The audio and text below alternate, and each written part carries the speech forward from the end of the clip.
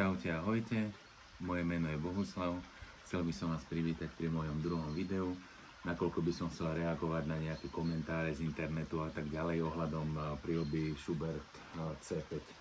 Takže, čo sa týka tejto príľby, vlastním ju prvú sezónu, kúpil som si ju niekedy vo februári za super cenu, bola tam zľava nejakých 40%.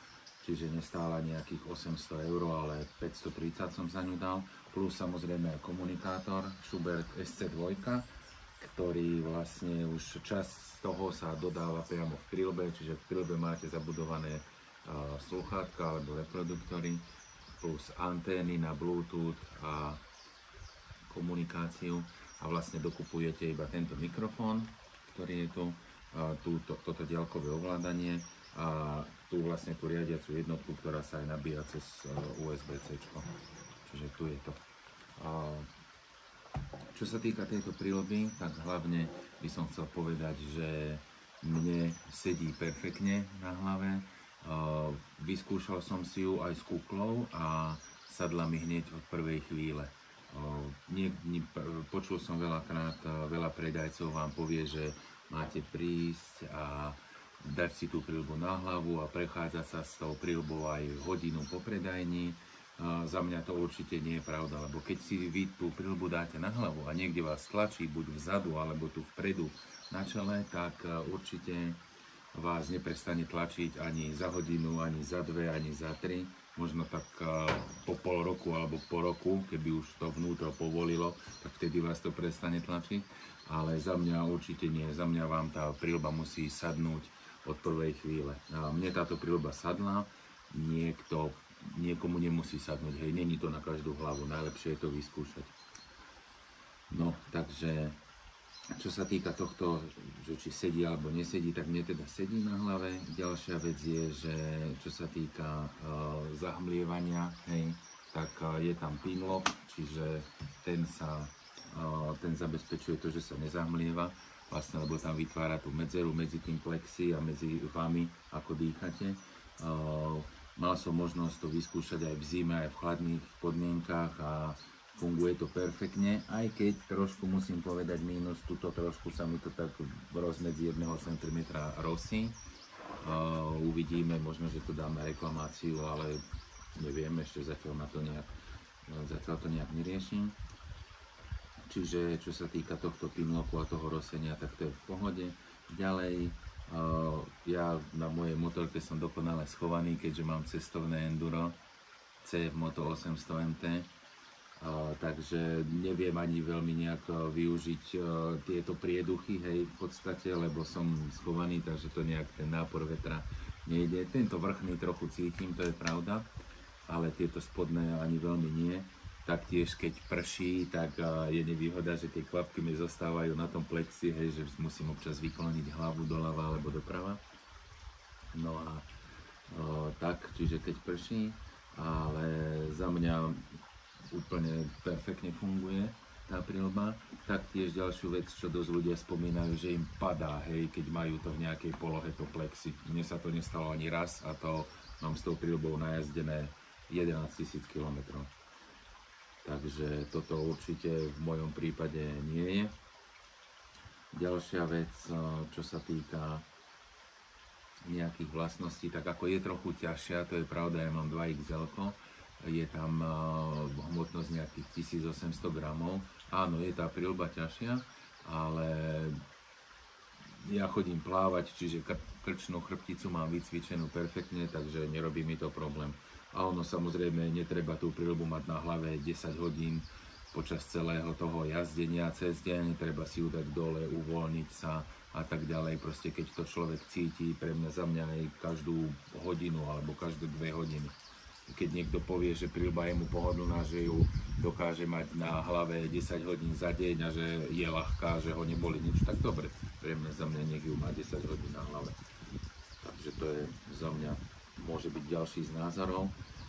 Takže tak. No čo sa týka toho komunikátora, tak ten by som spomenul, vlastne je tam integrovaná Sena lomeno Schubert SC2, lebo pre nich to robí vlastne firma Sena, čiže to je super vďaka vďaka čomu máte aj aktualizácie.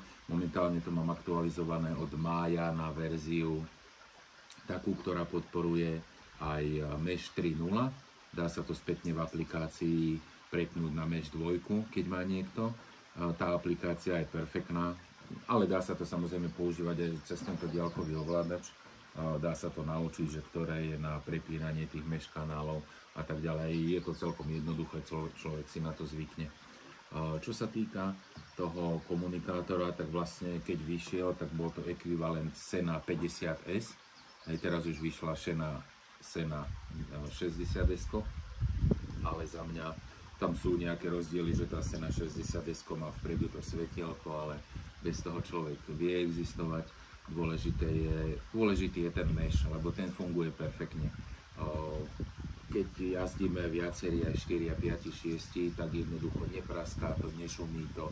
Tu by som chcel spomenúť to, že veľa ľudí povie, že im stačí ten interkom z Číny, hej, za pár korún, ale za mňa určite tie čínske nemajú také technológie, ako má toto. Človek si síce za to priplatí, ale jednoducho aj ten noise cancelling, aj tá aplikácia, všetko to funguje. Je to stále podporované tým výrobcom, čiže aj aktualizácie, všetko vám tam beží. Takže to by som spomenul ako perfektnú vec. Ako niekto povie, že by si to nikdy nedal ten komunikátor, ale ja si myslím, že už bez toho by som nejazdil, lebo aj čo sa týka navigácie, alebo a rádio, treba, keď ide človek sám, tak si pustí, alebo niekedy som len tak človek spieva sám do prilby. Takže aj to sa dá. No tak kľudne, keď budete mať nejaké otázky, čo sa týka tejto prilby, alebo konektivity s motorkou, s telefónom, s iPhoneom alebo s Androidom, tak kľudne mi píšte otázky do komentárov. Rád sa s vami o tom podelím. Kľudne môžeme dať po prípade aj potom nejaký ďalší rozhovor, keby niekto chcel, tu v okolí Banskej Bystrice. Mnohí možno aj poznajú toto miesto. No ďalej, čo by som spomenul, nosím ju iba s kuklou, tú prilbu, takže myslím si, že aj to vnútro, aspoň teda dúfam, že vydrží dlho. Podľa mňa je to taký dosť biznis vzťah aj pre tých predajcov, keď vám povedia, že každých 4-5 rokov si máte vymeniť tú prilbu. To je každého vec, si myslím. A mne to väčšinou zatiaľ tak vychádzalo, aj, že po tých 4-5 rokoch som ju teda vymenil, lebo buď prišlo niečo nové, alebo mi na tých predchádzajúcich vždy niečo vadilo. Napríklad som mal predtým Nolanku N100-5, ktorú strašne veľa ľudí chváli. Za mňa najhlučnejšia prilba, čo som mal. Úplne strašne mi to hučalo v ušiach a toto je perfektná. Toto, čo sa týka hlučnosti, tak je úplne ticho v tej prilbe.